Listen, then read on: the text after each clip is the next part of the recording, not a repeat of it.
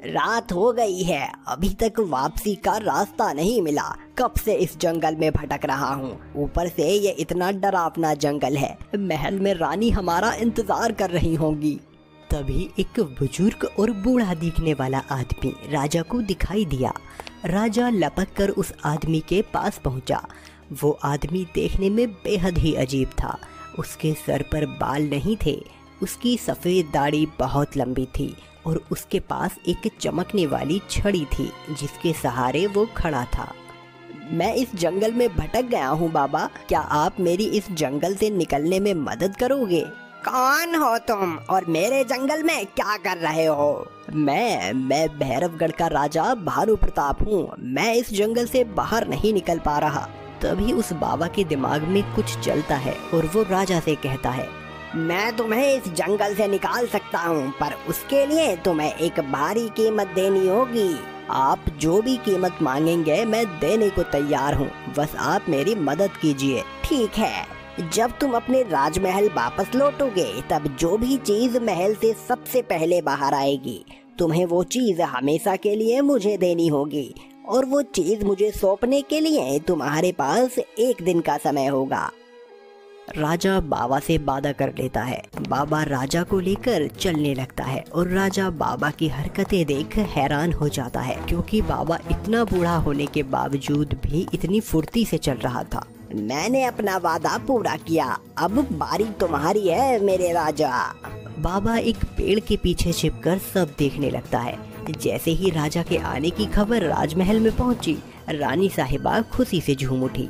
उनकी गोद में एक छोटा सा राजकुमार था। इससे पहले राजा कुछ बोल पाता, रानी तेजी से आगे आई और राजा की गोद में उनका पुत्र थमा दिया, जिसे देख बाबा खुश हो गया और वहां से चला गया। राजा महल के अंदर तो आ गया, पर राजा को चिंतित देख रानी परेशान हो उठी। राजा जंगल की सारी बात रानी को बता देता है, जिसे सुन रानी भी बहुत परेशान हो जाती है। ये हमसे क्या हो गया? इतनी बड़ी भूल हमसे कैसे हो गई? नहीं महाराज, हम अपने पुत्र के बिना नहीं रह सकते, कोई तो रास्ता निकालिए। हाँ रानी सुरेखा, हम भी अपने पुत्र के बिना नहीं रह सकते। तुम हमें थोड़ा समय दो, हम थोड़ा विचार करके कुछ रास्ता निकालते हैं। बहुत सोचकर राजा ने अपने दरबार में अपने सारे खास आदमी और मंत्री सलाहकार को बुलाया और पूछा, जिस दिन हमारे पुत्र राजकुमार गौरव पैदा हुए थे, क्या उसी दिन कोई और बच्चा भी पैदा हुआ था हमारे राज्य में? जाओ जाओ और पूरा राज्य छान मारो, हमें अभी के अभी वो बच्चा और उसके माता पिता चाहिए। राजा के हुक्म पर सारे लोग पूरे राज्य में छानबीन करने लगे। तभी एक गरीब किसान और उसकी पत्नी को लेकर राजा का सलाहकार राजा के पास आता है। उस औरत की गोद में एक छोटी सी बच्ची थी जिसका नाम लीला था। राजा उस बच्ची के माता पिता को सारी कहानी सच सच बता देते हैं। हमें आपकी बच्ची चाहिए ताकि हम उस बाबा को राजकुमार की जगह दे पाएं। आपका ये एहसान हम पर ताउम्र रहेगा। साथ में हम ये भी वादा करते हैं, आज के बाद कभी आप लोग गरीबी में नहीं जिएंगे, हम आपका खास ख्याल रखेंगे। वो किसान परिवार अपनी बच्ची को राजा को दे देते हैं। अगले दिन सुबह होते ही बाबा महल के सामने आकर खड़ा हो जाता है। राजा अपनी गोद में लिए उस बच्ची को लेकर बाबा के पास पहुंचकर उस बच्ची को दे देता है। बाबा उस बच्ची लीला को लेकर वहां से गायब हो जाता है। ये देख राजा कुछ परेशान होता है और खुद से कहता है, हमें माफ कर देना छोटी बच्ची, अपने राजकुमार को अपने पास रखने का कोई और रास्ता हमारे पास नहीं है। दिन, महीने और फिर साल ऐसे ही बीत गए। राजकुमार अब बड़ा हो चुका था। वो देखने में बेहद ही सुंदर था। वो राज्य भी अब एक खुशहाल राज्य था। वहाँ की प्रजा बहुत खुश थी। सब चैन से अपनी जिंदगी बसर कर रहे थे। एक दिन राजकुमार राज्य की सैर को अपने मित्र के साथ निकला। प्रजा को खुश देख राजकुमार अपने मित्र से बोला, कितने खुश हैं यहाँ सब लोग, कितना अच्छा लगता है अपनी प्रजा को ऐसे खुश देखकर। एक राजा के लिए इससे खुशी की बात भला क्या हो सकती है। तभी वहाँ एक औरत और एक मर्द खड़े हुए राजकुमार की बात सुन रहे थे। वो औरत राजकुमार के पास आकर बोली, अगर राजा इतने ही महान है राजकुमार, तो पूछो उनसे इस शांति और खुशी की कितनी बड़ी कीमत चुकाई है इस माँ ने। माताजी, मैं आपकी बात का मतलब नहीं समझा, आप कहना क्या चाहती हैं? इसका जवाब अपने माता पिता से जाकर पूछो। इतना बोल वो औरत बेहद उदास हो गई। तभी उसका पति उसे वहाँ से ले जाता है। राजकुमार गौरव ये देख बहुत परेशान हो जाता है और सीधा राजमहल पहुंचकर अपने माता पिता को उस औरत की बोली हुई सारी बातें बताता है। राजा जंगल में हुई पूरी कहानी और उसके बाद राजकुमार की जगह उनकी बेटी दे देने तक सब बता देते हैं। ये बोझ हम सालों से अपने दिल में लेकर बैठे हैं। उस वक्त हमारे पास कोई रास्ता नहीं था आपको अपने पास रखने का राजकुमार। मुझे लगा था आप एक अच्छे और सच्चे राजा हैं पिताजी। आपने औलाद के मोह में एक मासूम बच्ची को उस जंगल में भेज दिया बस। पर अब और नहीं, हमारी ये आजादी उधार की है। हम उस जंगल में जाएंगे, या तो उस लड़की को वापस लेकर आएंगे उसके माता पिता के पास। अगर ऐसा नहीं हो पाया तो हम उसे आजाद करवाकर खुद उसकी जगह वहाँ रुकेंगे। ठीक है राजकुमार, वर्षों पहले हमें जो सही लगा था हमने वो किया था। अभी तुम्हें जैसा सही लगे वैसा करो। हमारा आशीर्वाद सदैव तुम्हारे साथ है। सफल होकर लौटो। अगले दिन राजकुमार अपने माता पिता की आज्ञा लेकर और सफर की तैयारी कर निकल जाता है। राजकुमार एक राजकुमार बनकर नहीं बल्कि एक मजदूर के लिबास में एकदम साधारण होकर वहाँ से निकला था। उसने अपनी पोटली में बीजों की एक थैली रख ली ताकि वापसी में वो रास्ता ना भटके और उसके काम आए। राजकुमार उसी जंगल में पहुँच भटक जाता है। कई दिन बीत जाने पर भी उसे कोई रास्ता नहीं मिलता। भूख से राजकुमार की हालत बुरी हो चुकी थी। वो थक कर एक पेड़ से टेक लगाकर बैठ गया। तभी वो बाबा वहाँ आ पहुँचा और राजकुमार को देखकर मन में बोला, ये मेरे जंगल में क्या कर रहा है? कहीं कोई दुश्मन तो नहीं? तभी वो बाबा अपनी छड़ी टेकते हुए राजकुमार के पास जाकर पूछता है, कौन हो तुम और मेरे जंगल में क्या कर रहे हो? क्या तुम रास्ता भटक गए हो? क्या तुम किसी राजघराने से ताल्लुक रखते हो? उस बाबा को देख राजकुमार डर जाता है क्योंकि वो बाबा देखने में बेहद ही अजीब था। तभी राजकुमार मन में खुश होकर बोला, ये है तो बहुत डरावना, पर जैसा पिताजी ने बताया था ये वैसा ही है। हो ना हो लड़की जरूर इसी के पास होगी। मुझे नाटक करके उस लड़की तक पहुंचना ही होगा।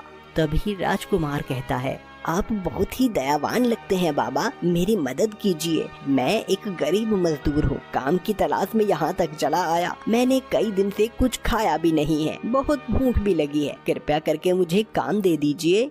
राजकुमार की हालत उस समय बहुत खराब थी, जिसे देख बाबा अपने ही मन में सोचने लगा कि ये लड़का उसके काम आ सकता है।